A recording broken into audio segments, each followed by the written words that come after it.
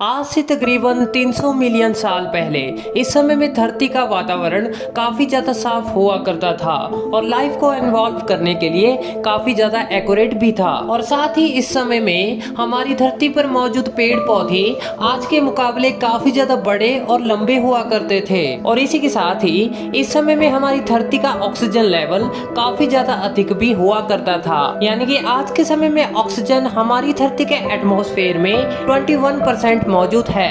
लेकिन आज से तकरीबन 300 मिलियन साल पहले हमारी धरती पर ऑक्सीजन 50% हुआ करती थी। हमारी धरती पर अधिक ऑक्सीजन के चलते यहाँ पर मौजूद जीवों का आकार भी काफी तेजी से बड़ा हो रहा था। ये सभी जीव उन्हीं सिंगल सेल से विकसित हुए थे जो कि एवोल्यूशन के चलते इस समय तक काफी ज्यादा बड़े हो चुके थे। और इन्हीं में से एक थी जायंट ड्रैगन फ्लाई, जिसका आकार लगभग 5 फीट के आसपास हुआ करता था। और वहीं दूसरा जीव था आर्थ्रोप्लेयोरा, जिसकी लंबाई लगभग 2.6 मीटर हुआ करती थी। यानी कि यह लगभग आज की स्मॉल कार के बराबर का हुआ करता था। और इसी समय में ही हमारी धरती पर बड़े रेप्टाइल्स की प्रजाति भी देखे जाने लगी। दोस्तों, धरती पर रहने वाले ये बड़े जीव काफी ज्यादा खतरनाक और खूंखार शिकारी हुआ करते थे, जो कि अपने से छोटे जीवों को खाकर अपना जीवन जीते थे। धरती का यह समय काफी ज्यादा बड़े व खतरनाक जीवों से भरा पड़ा था। और धरती के इस टाइम पीरियड को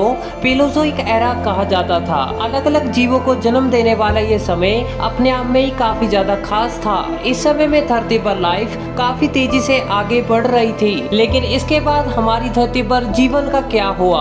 आज से तकरीबन 250 मिलियन साल पहले हमारी धरती पर जीवन आखिर कैसा हुआ करता था, तो इसी के बारे में हम आज के इस एपिसोड में जानने वाले हैं। So let's begin. आज से तकरीबन 250 मिलियन साल पहले इस समय में हमारी धरती एक बार फिर से एक बड़े खतरे की ओर बढ़ रही थी। दरअसल एक बार फिर से हमारी धरती पर कई सारे ज्वालामुखी एक साथ फटना शुरू हो गए, जिनसे भारी मात्रा में मैग्मा बाहर आने लगा, जिसने हमारी धरती पर मौजूद कई पेड़ पौधे व जीव जंतुओं को नष्ट करना शुरू कर दिया। आगे आने वाले 5 लाख सालों के अंदर इस लावे ने हमारी धरती को पूरी तरीके से घेर लिया, जिससे कि हमारी धरती एक बार फिर से आग के गोले में तब्दील हो गई। और साथ ही धरती के एटमॉस्फेयर में भारी मात्रा में कार्बन डाइऑक्साइड गैस रिलीज होने लगी, जिसने सूरज की हीट को धरती के अंदर कैद कर लिया, जिसकी वजह से हमारी धरती का टेम्परेचर 100 डिग्री सेल्सियस तक बढ़ गया था। धरती पर आई इस तबाही के चलते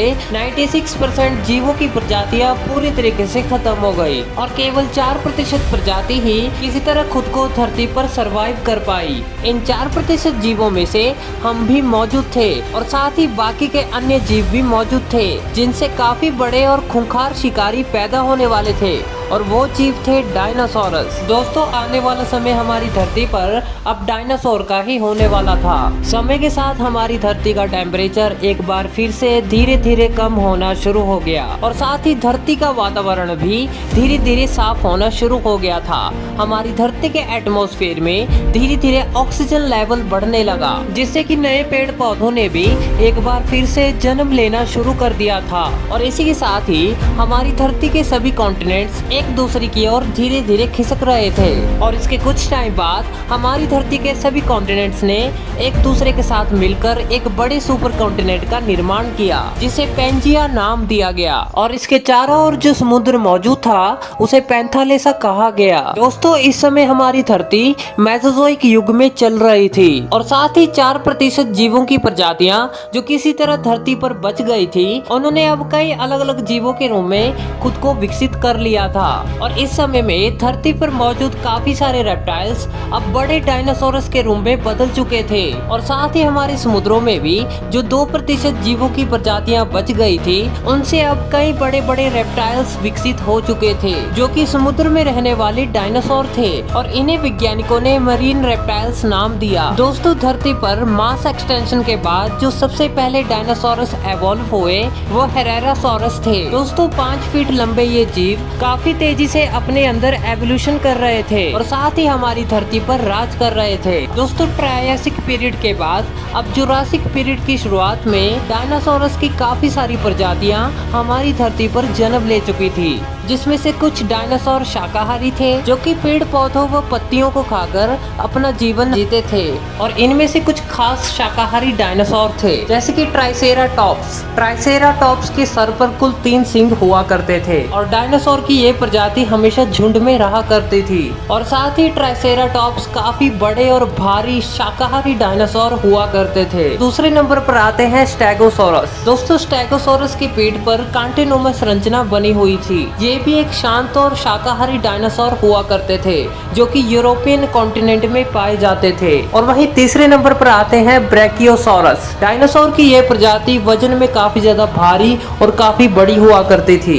इसका वजन लगभग 80 टन हो सकता था और इसके आगे के पैर पिछले पैर से काफी बड़े हुआ करते थे और साथ ही इसकी गर्दन काफी ज्यादा लंबी हुआ करती थी। चौथे नंबर पर आते हैं पैरासोरोलोफस। ये दिखने में बाकी डायनासोर से काफी ज्यादा अलग थे और साथ ही इनके सिर पर लंबी सी शिखा भी मौजूद थी। ये लंबाई में लगभग 10 मीटर हुआ करते थे और साथ ही क्रिटेशियस पीरियड के दौरान ये हमारी धरती पर मौजूद थे। वहीं कुछ डायनासोरस मांसाहारी व खूंखार थे जो कि दूसरे जीवों को अपना शिकार बनाते थे, जिनमें से मेनली कुछ है टीरेक्स डायनासोर। दोस्तों, टीरेक्स डायनासोर यानी कि टायरानोसोरस क्रिटेशियस पीरियड के सबसे खतरनाक और मांसाहारी डायनासोर हुआ करते थे और ये अपने शिकार को बड़ी ही आसानी से चबा जाते थे। ये लगभग 14 मीटर लंबे हुआ करते थे और साथ ही इनका वजन 7 से 8 टन हुआ करता था। ट्रायनोसोरस रेक्स अपने 2 पैरों की सहायता से भी 27 किलोमीटर पर आवर की स्पीड से भाग सकते थे। दूसरे नंबर पर आते हैं जायगैनटोसोरस। डायनासोर की यह प्रजाति 13 मीटर लंबी, 13 से 16 फीट ऊंचे और 8 टन वजनी हुआ करते थे और साथ ही इसके पिछले 2 पैर टीरेक्स डायनासोर से भी काफी मजबूत थे। तीसरे नंबर पर आता है कारकेरोडोंटोसोरस। दोस्तों, कारकेरोडोंटोसोरस के दांत काफी ज्यादा नुकीले होते थे और साथ ही इसका जबड़ा 6 इंच तक बड़ा हुआ करता था। इन्हीं नुकीले दांत और बड़े जबड़े की मदद से ये अपने शिकार के आसानी से चीथड़े उड़ा देते थे। साथ ही ये जीव अपने दैत्याकार आकार के लिए जाने जाते थे और इन्हीं में से ये उड़ने वाले डायनासोर भी मौजूद थे जो कि पलक झपकते ही अपने शिकार को दबोच लेते थे, जो कि है पेटारोडोन, पटेरोडैक्टिल, क्विट्ज़लकोआटलस, डाइमोरफोडोन और पिटेरोसोरस। दोस्तों, डायनासोर हमारे मुकाबले में कई गुना बड़े व ताकतवर हुआ करते थे। साथ ही तेजी से दौड़ने में भी इनका कोई भी जवाब नहीं था। इसलिए इनसे खुद को बचाए रखने के लिए आज से तकरीबन 66 मिलियन साल पहले हमारे अंदर एवोल्यूशन होना शुरू हुआ और एवोल्यूशन के चलते हमारा आकार एक चूहे के बराबर का हो गया। दोस्तों, चूहे के आकार की यह प्रजाति मैमल्स कहलाई और ये मैमल्स डायनासोर से बचने के लिए जमीन के अंदर रहने लगे और रात के अंधेरे में शिकार करना शुरू किया। हालांकि कड़ाके की ठंड और घने अंधेरे के चलते इनके लिए रात के समय में शिकार करना काफी मुश्किल हो रहा था। हालांकि इन प्रॉब्लम से बचने के लिए हमारे अंदर धीरे धीरे कई सारे सेंसर्स विकसित होने लग गए और इन सेंसर्स की मदद से